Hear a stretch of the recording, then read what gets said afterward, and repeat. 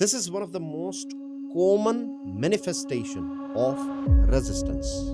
पैदा इसको रेजिस्टेंस करता है, लेकिन स्वरूप में हमें दिखता है प्रोक्रास्टिनेशन। हमें लगता है will power is the main reason, will power is not the main reason. दोस्तों, आज हम रेजिस्टेंस के सिम्टम्स को समझने वाले हैं, राइट? इसमें नंबर 1 जो सिम्टम है, जो हम सब ने फील किया है, प्रोक्रास्टिनेशन, विलंब।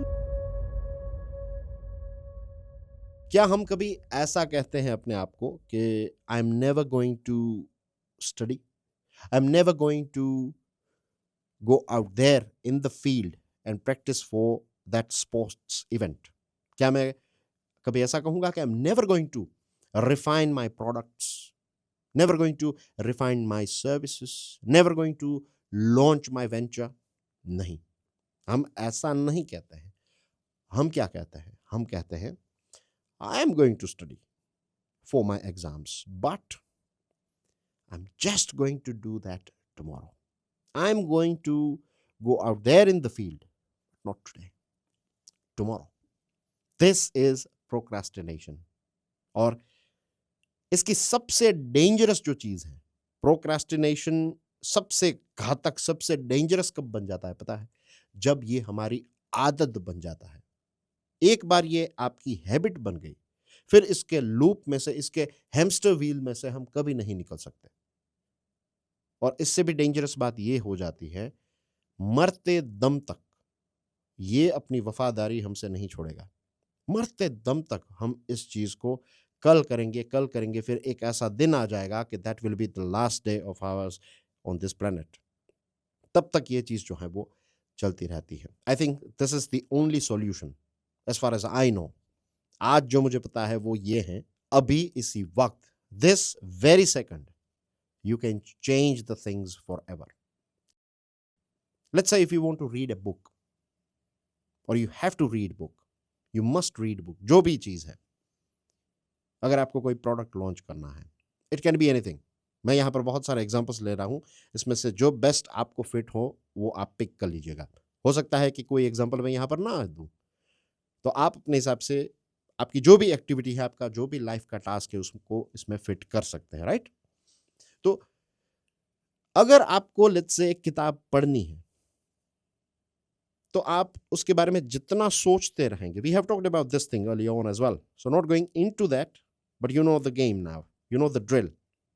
What I would say is just clear the table. जो भी चीजें आपके टेबल पर हैं, सारी चीजों को हटा दीजिए। I will give you something that has worked personally for me.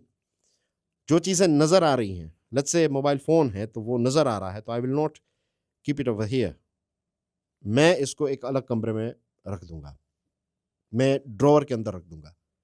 सो वो सारी चीजें जो आपको डिस्ट्रैक्ट कर रही हैं, उन सारी चीजों को हटा दीजिए and just place that book on the table and start reading. And you know it very well कि एक्टिविटी इज नॉट डिफिकल्ट, उसके बारे में सोचते रहना जो है that will make it more difficult.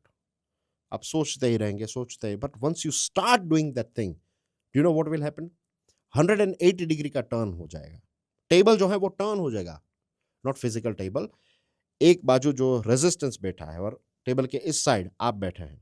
अभी तक यहां से सारी चीजें कंट्रोल हो रही थी, अब अगर आप उस साइड बैठ जाएंगे, आप अगर अपनी एक्टिविटी करना स्टार्ट कर देंगे, then what will happen? You will control your resistance. Resistance जो है वो आपकी जगह ले लेगा। दूसरी जो एक चीज है, this is something that I have observed in many people and you will observe as well from today, अगर आप इस कॉन्सेप्ट को अच्छी तरीके से समझ लेते हो। And keep this thing in mind, procrastination जो है, दिस इज समथिंग दैट हम सब ने कभी ना कभी ट्राई किया है, ऐसा मेरा मानना है। हर किसी ने कभी ना कभी किसी ना किसी चीज को लेकर इस चीज को एक्सपीरियंस किया है। लेकिन जो नेक्स्ट चीज है, that is trouble. It's not necessary कि आप एक ऐसे व्यक्ति हैं जो दूसरे लोगों को परेशान कर रहे हैं, या फिर आप एक ऐसे व्यक्ति हैं जो अपने आप को ऐसी ट्रबलसम सिचुएशन में डाल देते हैं। लेकिन याद रखिए, we are understanding resistance from every angle. तो ये ट्रबल वाली बात जो है वो डायरेक्टली आपके साथ रिलेटेबल ना हो आज, लेकिन फ्यूचर में ऐसा हो सकता है कि किसी व्यक्ति के अंदर आपको ये चीज नजर में आए and then you realise okay, ऐसे भी रेजिस्टेंस जो है वो लोगों के साथ खेल सकता है, हमारे दिमाग के साथ खेल सकता है। ट्रबल जो है उसकी खास बात यह है कि it is a very cheap way to get attention. आपने बहुत ऐसे लोग देखे होंगे शायद, now if you will recall then you will find कि अपने आप को किसी ना किसी प्रॉब्लम में वो डाल देते हैं। छोटी-छोटी चीज़ें जो है वो उनके लिए एक बड़ा प्रॉब्लम बन जाती है, या फिर कुछ ऐसी एक्टिविटीज़ वो करते हैं कि वो किसी ना किसी भी प्रॉब्लम में फँस जाते हैं। तो उसमें क्या मज़ा आता है? उसमें मज़ा ये आता है कि it's a cheap way of getting attention. लोग आपको पूछेंगे, अगर यहाँ पर बैंडेड लगी हुई है, यहाँ पर पट्टी है, तो लोग पूछेंगे व्हाट हैपेंड? क्या हुआ? कैसे लगा? तो एक स्पॉटलाइट आ रही है ना, थोड़ी एक फ्री में सेलिब्रिटी वाली फीलिंग मिल रही है। अटेंशन ग्रैब करना है।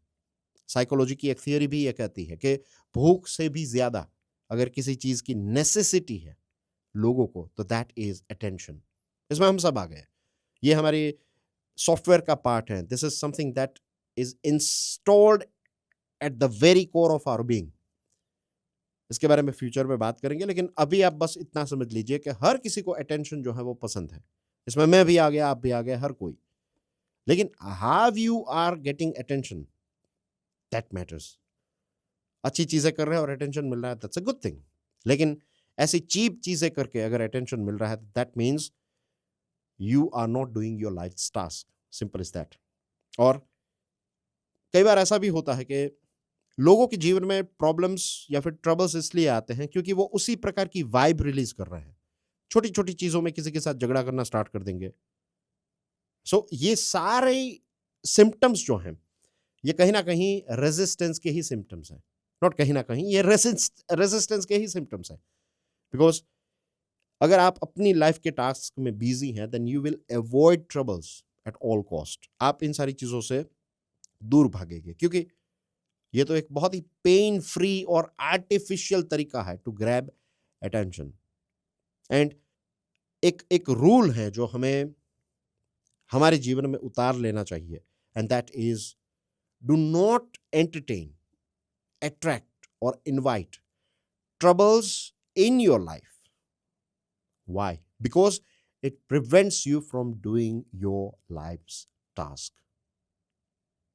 Read this thing. इसको अच्छी तरीके से समझिए. It is on your screen. Read it out loud. Do not entertain or attract or invite trouble or troubles in your life, because it prevents you from doing your life's task. और जब आप ऐसी position में पहुंच जाएं, जब आप दूसरे लोगों को ट्रबल कर सके, आज कुछ हुआ, 2-3 साल के बाद आप एक ऐसी पावरफुल पोजीशन में पहुंच गए जब आपको लगता है कि उस दिन उस व्यक्ति ने मेरे साथ ऐसा किया था, मिसबिहेव किया था, आज मैं उसको सबक सिखा सकता हूं, right? Then remember, this is an urge inside you to create that trouble. इस अर्ज को अपने काम में ट्रांसफॉर्म कर दीजिए। Harness the urge for trouble and transform it into your life. क्योंकि ये दूसरे लोगों को तकलीफ पहुंचाने की जो एक अर्ज है ना हमारे अंदर, अगर पैदा होती है, आई एम नॉट सेइंग कि ये आपके अंदर हो रही है, आई एम नॉट सेइंग कि मेरे अंदर हो रही है, this is just something that we are learning, right? So ऐसा भी अगर हो रहा है तो रिमेंबर, वो रेजिस्टेंस हमसे करवा रहा है।